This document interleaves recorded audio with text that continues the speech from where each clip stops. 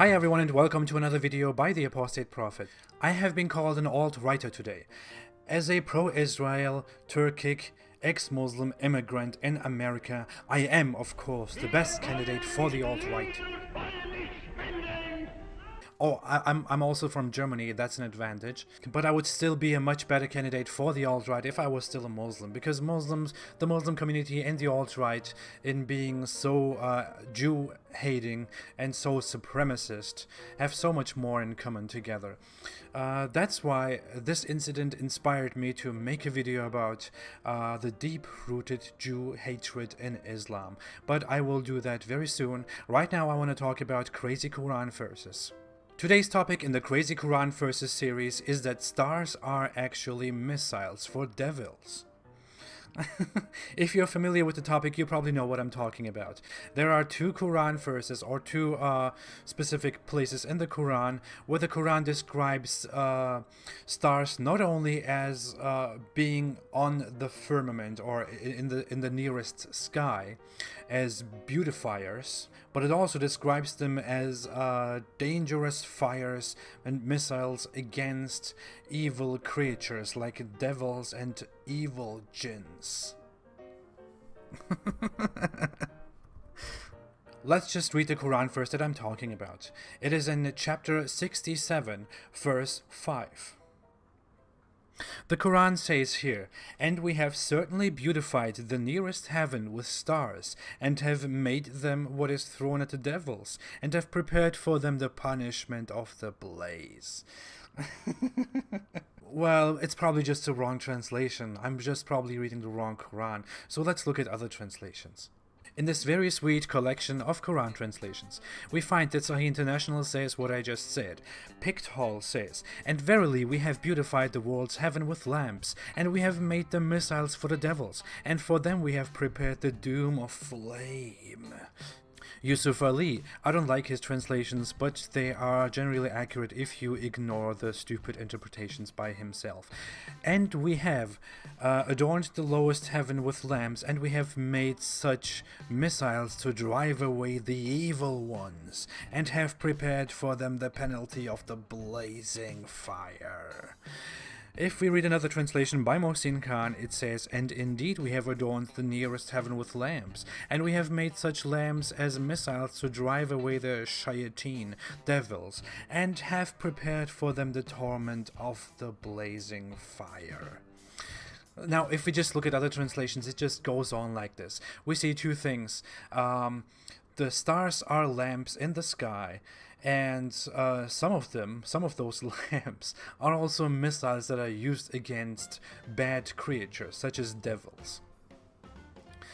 That, of course, is a miracle. It is totally predicted in the Quran, and today science found out that some missiles indeed are thrown by a magical hand at weird evil creatures that fly. Of course, that's all nonsense. We can also look at another verse in Quran chapter 37, verse 6. That's where it begins. It says, "Indeed we have adorned the nearest heaven with an adornment of stars, and as protection against every rebellious devil, so they may not listen to the exalted assembly of angels, and are pelted from every side, repelled, and for them is a constant punishment, except one who snatches some words by theft, but they are pursued by a burning flame, piercing in brightness."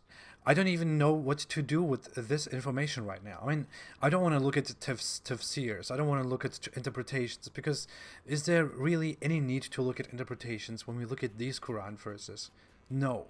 If we don't want to look at interpretations, we can read hadiths, and there is a very specific hadith about this very specific information that we find in the Quran.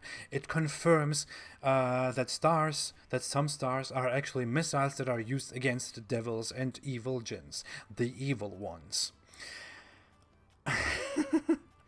I don't want to torture you right now with reading you that stupid story, so I put it at the end of this video. If you really want to do that to yourself, you can go to the end of this video or just wait, and then you can listen to the hadith and also read it on the screen.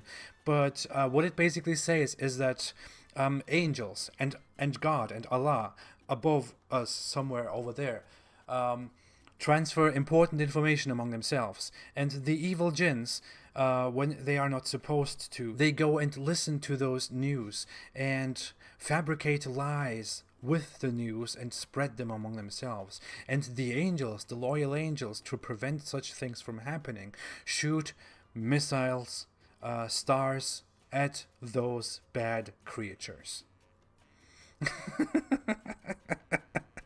As we all know, there is no outer space out there. I mean, above us, there is heaven. God, Allah, created heaven above us. And organizations like NASA today make up things like outer space and send us totally fake photos and videos of outer space because they want to rip apart our faith in Allah. Very sad, very sad. So whenever you look up at the sky and you see shooting stars or anything moving above there, then you have to be sure that whatever is happening above is described here in the Quran and in the Hadith. What is actually happening there, when you look and think, oh, this is so beautiful, is actually angels with God's command shooting those little missiles at evil creatures like devils. This is the truth and nothing else. This is how beautiful Islam is. This is how truthful Islam is. And as you see, Islam predicted all beautiful things, and the Quran is totally in agreement with science today. Praise be to Allah. Thank you. Now I will read the Quran first. If you want to do that to yourself, you can listen. This is a very authentic Sahih Muslim hadith, and it says, Abdullah ibn Abbas reported, a person from the Ansar, who was amongst the companions of Allah's Messenger, peace be upon him, reported to me, as we were sitting during the night with Allah's Messenger, peace be upon him, a meteor shot gave a dazzling light. Allah's Messenger, peace be upon him, said, what did you say in the pre-Islamic days when there was such a shot of meteor? They said, Allah and His Messenger know best. But we, however, used to say that that very night a great man had been born, and a great man had died. Whereupon Allah's Messenger, peace be upon him, said, these meteors are shot neither at the death of anyone, nor on the birth of anyone. Allah, the Exalted and Glorious, issues command when He decides to do a thing. Then the angels supporting the throne sing His glory. Then sing the dwellers of heaven who are near to them, until this glory of God reaches them who are in the heaven of this world.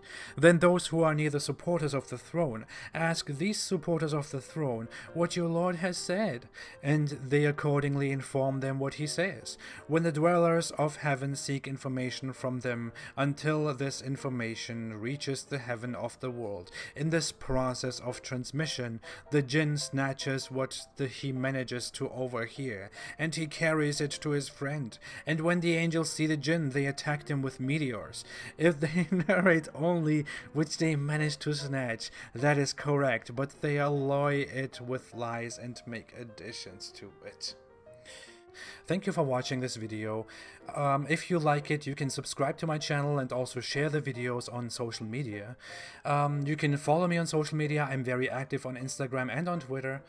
I am also on Patreon, so if you want to support me for this cause, for scrutinizing and exposing Islam for what it is, you can support me on Patreon. It doesn't really take much. You can support me with only $1 a month or $2 a month. That's totally enough.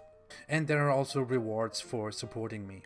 The link is below in the description. I'm also a writer on Geller Report, so there will be much more to talk about and to read on Pamela Geller's page, Geller Report.